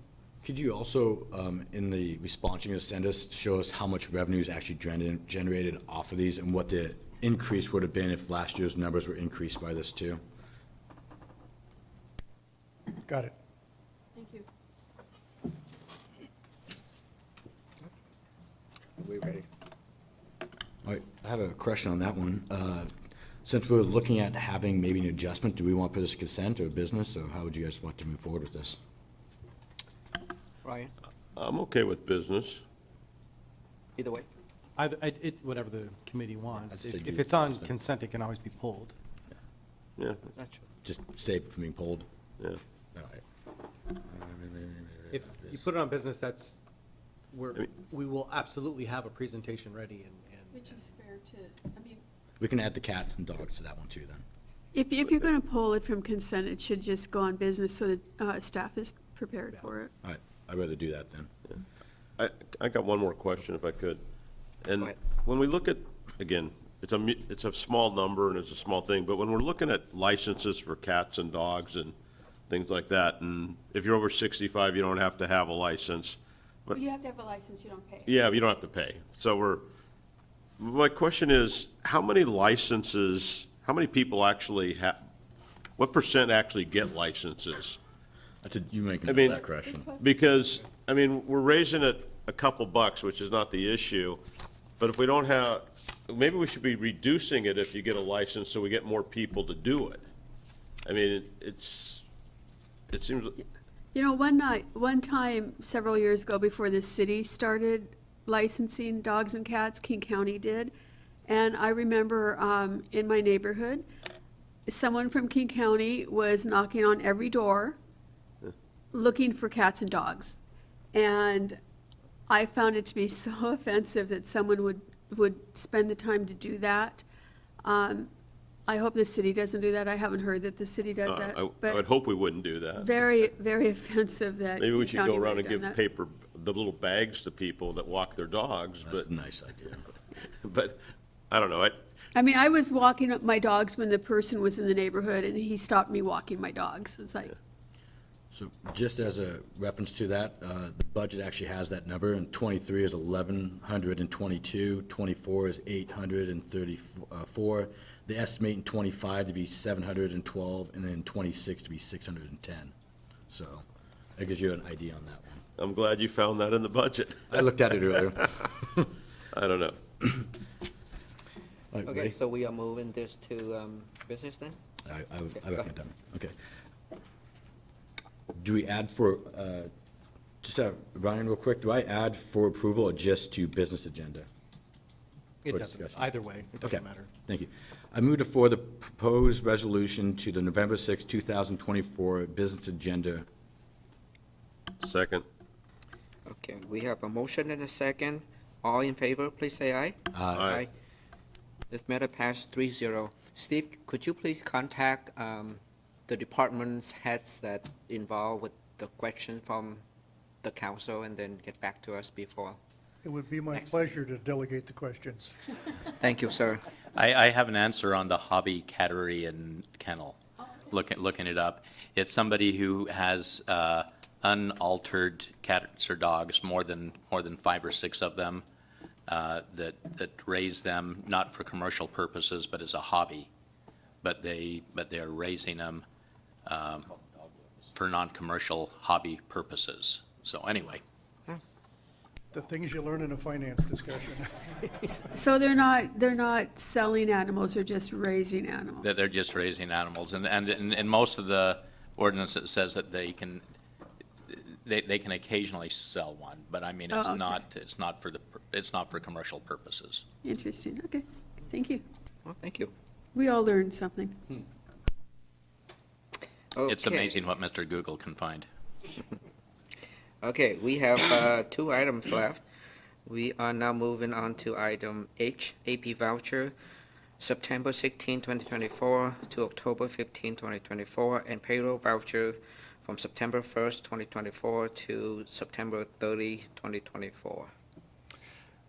As some of you noticed, when we put the packet out originally, we had a two-page report of all of the vouchers, and it got scanned on a one-sided scanner, so the initial packet only had every other page. We've since corrected that. Councilmember Honda, you sent us half of the questions now. Thank you for that. And staff researched those and got answers back, and we will expect to do the rest. However, if you will notice that the September accounts payable voucher total is substantially larger than it was in August and July, and two things explain that. We are starting to have a lot of invoices come through for the maintenance and operations facility. We issued the bond, got the cash, now we're starting to spend it. So I think it's likely to see a higher level of spending in the future. And then the second thing, this month, also in that construction project category, was invoices for overlay for streets. And I think that's kind of a seasonal thing. They did the work during the warmer weather, and so we're seeing the invoices come through. That explains the higher spending on accounts payable. Down in the payroll section, it's also elevated. Now, normally, at the end of a quarter, we do see the quarterly payroll taxes, and this time we have a collective bargaining agreement that had some retro pay. Part of it was attributable to prior years. However, the cash went out this month. So that explains why it's a little bit higher than normal. We are happy to answer questions that you want to email us, ask us now, and then we'll expect between now and December 6th that we'll field any questions that were missed because of that photocopying error. Thank you for your understanding. I do have a question on one of your answers. Yes. It's on page 49, the JM Arts Consulting, and the answer was, it's $10,000. And the answer is that this is for a contract that the city has with JM Arts for a PAC community engagement study. What is that study engaging in? We pulled the invoice, and I don't remember which department it was. Yeah, It's a that's PAC. Performing Arts and Event Center. We would need some more information from Autumn. It's for a community engagement study contract that we have, but I don't know exactly the work that What they're doing? Okay, thank you. Thanks. I got a couple. So I think I got just three questions right now. The first one was, I feel like electricity seemed higher than usual, and a lot of it was coming from the community center. Did we have anything that was abnormal for electricity use in the community center? Well, one of the things that's elevating it is we've been adding streetlights. EJ's been. You mean replacing the parking light ones, or? No, the lights out on streets that are the big, we used ARPA money to identify places that had streets that weren't lit, and so EJ had a list of lights, so we're adding some. That's part of it. Part of it could just be rate increases, and I'm guessing there, but. Okay. And the second one is jail services. I felt like, thank you for adding the mental health and the physical health on that one, that was a bonus. But I feel like that number seems to be going down last 2 months. So I'd be curious to check into that one. I'll do a little deeper myself, dive on that. But I found that to be interesting, that what used to be, what I felt to be more expensive is now actually becoming a little bit cheaper. And then my last question is on the photo enforcement. When we see the spend is going out to pay for the photo enforcement company, is that, if I understand correctly, that represents 40% of the revenue that was generated, correct? They get a 40% cut for installing and maintaining that? I think they get 40%, yeah. Okay. So every time I see literally 60% of that, if I just wanted to verify on that one. Thank you. No more question? Yeah, I move to forward the vouchers to the November 6, 2024 consent agenda for approval. Second. We have a motion, a second. All in favor, please say aye. Aye. Aye. Matter passed 3-0. Thank you. We are moving to the last item, item I, monthly financial report for September 2024. I feel like I shortchanged you last month when we had a very busy agenda, so I've put back all the things I took out last month, just to give you an update, because we are getting close to the end of the year. And really, I know that the policy things that you want to know is, are we going to make expenditures within budget by the end of the year? How are the revenues coming in? And then are the investments within policy? And as you saw, if you look at the details, through 9 months, the revenues are favorable by 2%, and the expenditures are favorable by 2%. Now, the program managers, all the department heads, they are to manage their expenses within budget. We in finance monitor the revenues to make sure that they're coming in, because if they're not, then we need to go back and do course corrections on the expenditure side. And that's what we do every month, all year long. Sales tax, we all have been watching this with a little bit of unhappiness. It continues to be 5% unfavorable to budget. It's 6% under prior year. And the last 8 of 9 months have been down compared to prior years. So there's nothing to do there except build it into our forecasts, build it into next year's budget, and make sure that we're having plans to course correct where we need.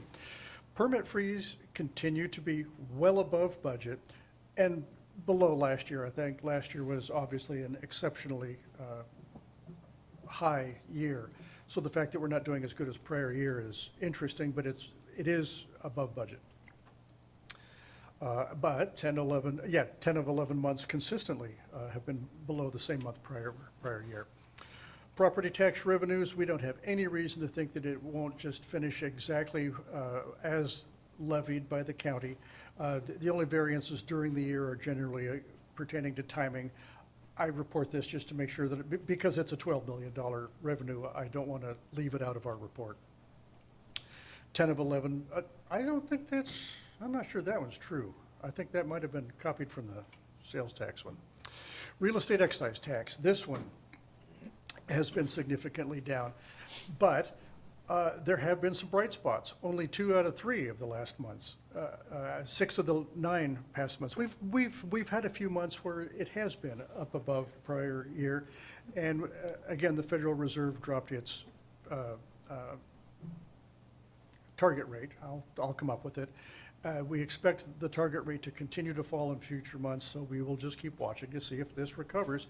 Although we're getting into the winter, so that's not going to be a strong month, a strong season for real estate. Utility tax, we have since split up our utility tax reporting. You see that there's a page where it presents the 6%, the 1.75, and then the 10%. This is just the unrestricted revenue, because primarily we want to know what's available for the general fund course correction. The unrestricted utility tax continues to be favorable to budget and over prior year. Great news. In the investment category, rates are still, they're starting to come down. Whereas we used to be able to make our monthly investments and get 4 point something, close to 5%. Now we're getting 3.5, sometimes close to 4. But we buy only non-callable bonds, and that means that we are going to be finishing the year extremely strong compared to budget and still above prior year. This year we had 2 maturities. We had doubled up a maturity.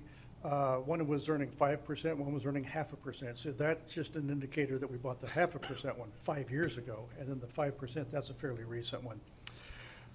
We replaced those 2, and then we added $3 million because, as you know, when we got that money in that we recovered from purchasing the maintenance and operations shop property, that gave us $6 million. We invested $3 million last month, and then we invested the other $3 million this month. And as you can see, we're all getting a little bit above 3.5, not much. Although the one we did yesterday, we got 3.9, so go figure.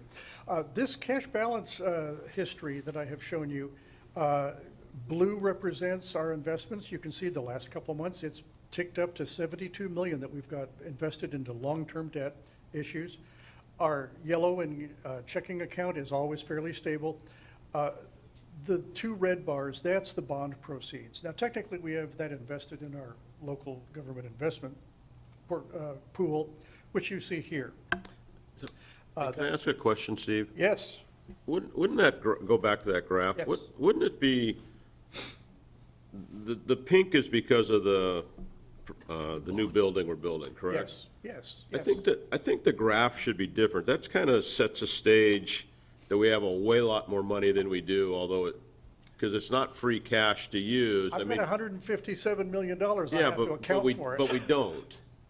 I mean, It's restricted, right. yeah, I mean, that's an outliner. Things like they should almost have two graphs. Here's what we really have, the blue, the green, and the yellow, and the red should be its own separate graph. I mean, because it sends Well, the that's wrong why- message. That's why I made it different, because you could ignore Well, I the know red. It's gonna look really different Amongst when us up spent. here, we all see it, we know that, but Yes, yes. if the general public looked at that, which they do, they're gonna say, oh, you got $160 million in total cash, but we really don't, because we already spent 56 million It's of it or spoken for. whatever. It is spoken for, yes. So yes. I think it's a little confusing.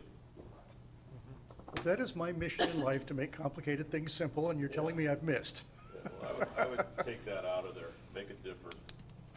Now, for that matter, I never expected to have unspent ARPA funds. We've since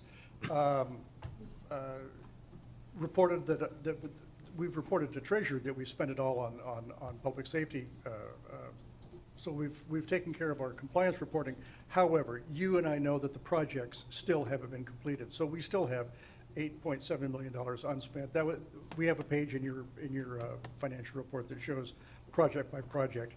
We still have $8.7 million unspent that is going to be worked down. And then the same thing with the $46.5 million in bond proceeds. The reason we have it in the LGIP, that's currently earning 5.2 or 3. It's variable rate, and it's going to be falling pretty quick, but we also know that these are, we can't invest these long-term. So that's just disclosing where.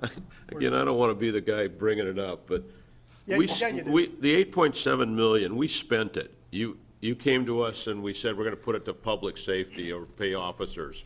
So it's spent, But it's still. but it shouldn't be, But it's obligated for one-time projects. We're going to. well, yeah, but it should say not 8.7 million unspent ARPA, it should 8.7 million unspent money.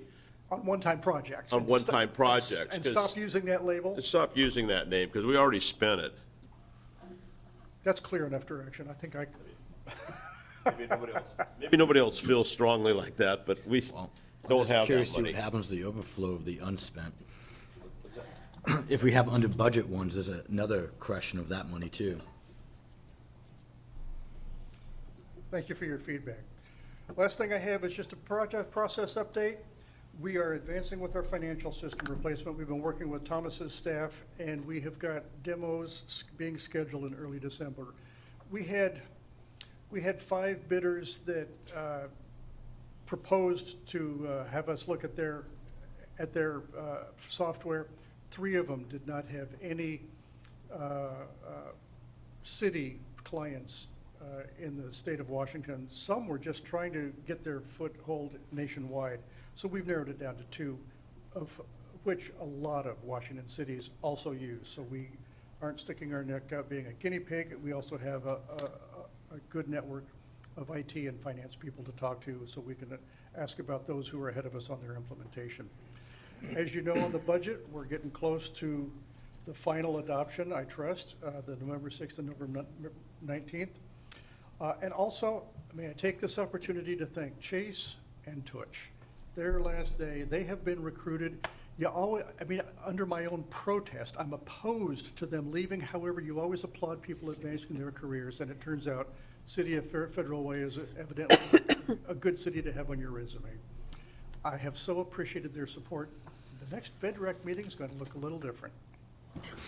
So the finance staff is going to be down 2 positions for a while.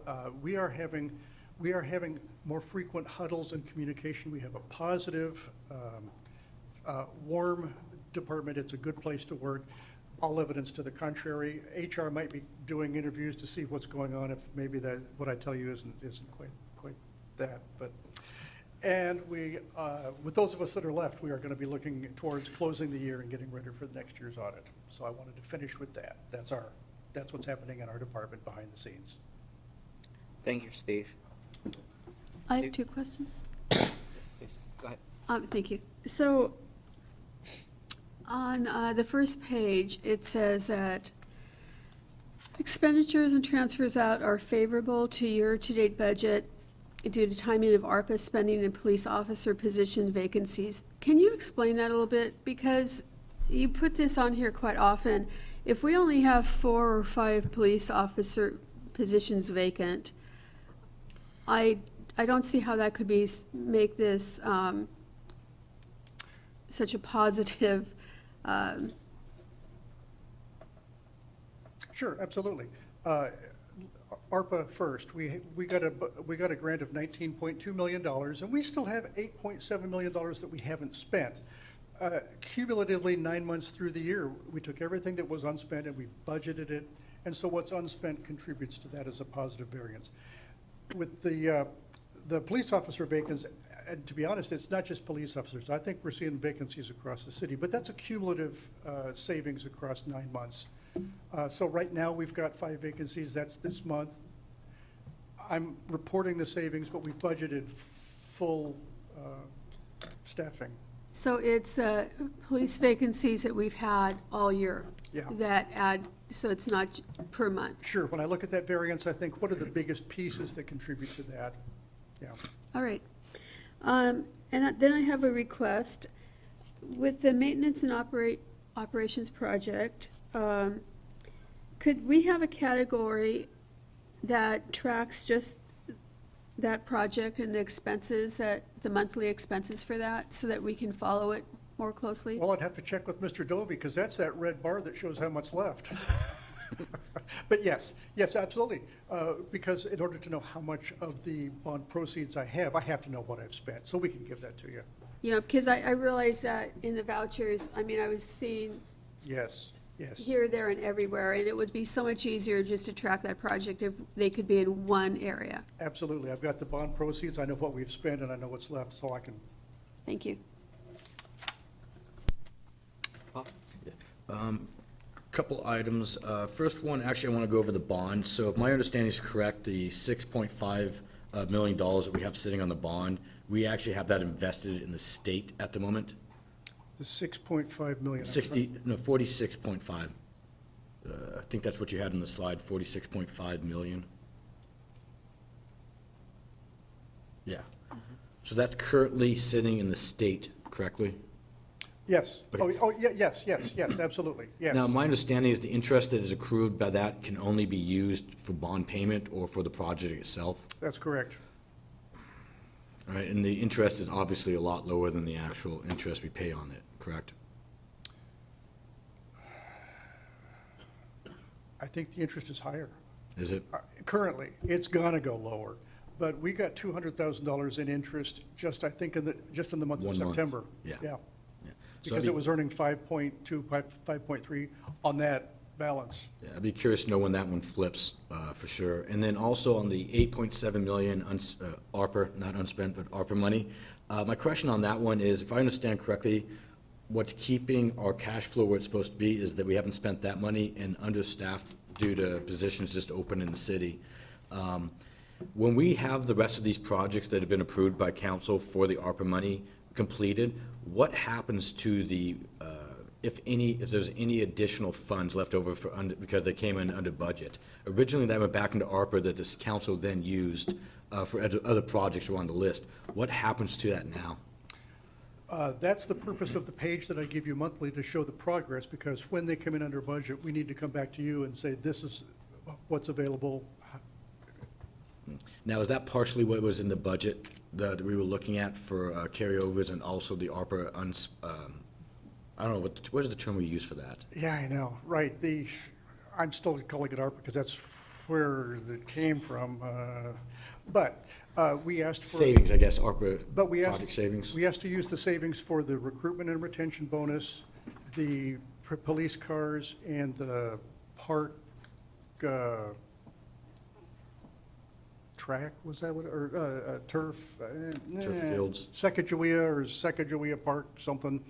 Yeah, those 3 are actually completed, and those are available because we know those projects are complete, and those we propose to use.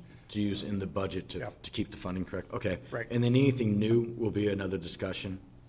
Comes to you, because all of these, we're committed to come back to you and explain that the projects are completed, how much was saved, and then how much is available to redeploy. All right, and then I only have a couple statements. One is I'd noticed that our biggest tax area is at 348th, but it is consistently dipping, so I want to make sure we keep an eye on that one for the last couple of years. And then the utility tax, I thought that one would have been more of a, like, known factor. The fact it comes in over is cool, but I'm curious to know what is causing it to go over what the estimated budget would be. I don't think much of it is volume. Our population isn't growing appreciably. So I think it has to be the underlying rates of the utilities themselves.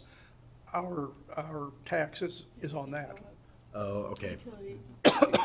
So utilities go up, our taxes. Okay, that makes sense then. I was just curious on that one. That's it. Thank you very much. Thank And you. I'll be missing both you guys. I've appreciated working with you guys, and I think it's a loss to the city. So good luck in your next opportunities. Thank you. You can always come back. Yes, again. You want to make a motion? Sorry. I thought we were done already. I move to forward the July monthly financial report to the November 6, 2024 consent agenda for approval. Second. Okay, we have a motion and a second. All in favor, please say aye. Aye. Aye. The matter passed 3-0. Thank you very much. Well, since this is Chase and Touch last meeting, I just want to take this opportunity on behalf of the committee and the council. Thank both of you for your work and your contribution to this city. We are going to miss you, I'm pretty sure. So make sure you keep his personal cell phone, just in case. And Touch too, right? So again, thank you. We really appreciate both of you. Now, with that said, the committee needs to decide whether or not we are going to meet in the month of November. Now, traditionally, we always meet in the month of November. However, this year, two things will happen. One is our meeting day is fall right onto the Thanksgiving week. It's Tuesday, and then Thanksgiving is on Thursday. Staff most likely, some of them will have to travel to see their families and whatnot. So that's one factor. The other factor is they are going to be down two key positions, Chase position and Touch position. They are really, really short-staffed, and that they are in the process of interviewing and selecting for their replacement. I'm open for your suggestion, but my humble opinion is, unless it's absolutely we need to meet, I would rather give them the time to, do whatever they need to do to take care of their internal business, and we can skip the meeting in November. So that's just my opinion. Can I make a comment on that? The Parks Committee meeting has already been canceled for November, and it was the thinking that if anything urgent came up, that it could go to FEDRAC. And so anyway. So it sounds like everything's going to land use in November. Just keep that in mind. I'm not on the committee, but my concern would be in December, you won't have a meeting. Yeah, it's 2 months in a row. And, FEDRAC's a fairly important committee. Well, they all are, but I would be concerned if there's 2 months that you don't have a meeting. The other part I'd like to add to that is I believe there was a comment that the police actually have something they needed to have looked at in November. Is that accurate, or was that an email I misread? I'm sorry, I'm just gonna hit my mic and cough. There's nothing that I'm aware of, but also all business can go directly to council if it's really That's that true. pressing.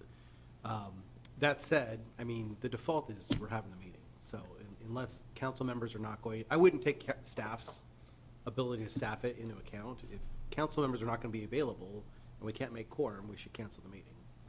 But otherwise, we have a November meeting every year. I'm available, so. Personally, maybe I missed something there, but I think not having a November and a December meeting and waiting to January is not a good policy decision. And if we have to pick a different day, pick a different day, but, I don't know,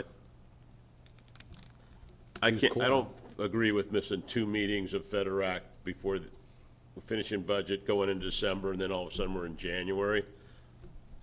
So, Okay. and I can change my schedule and show up any night that we need to if I have planning.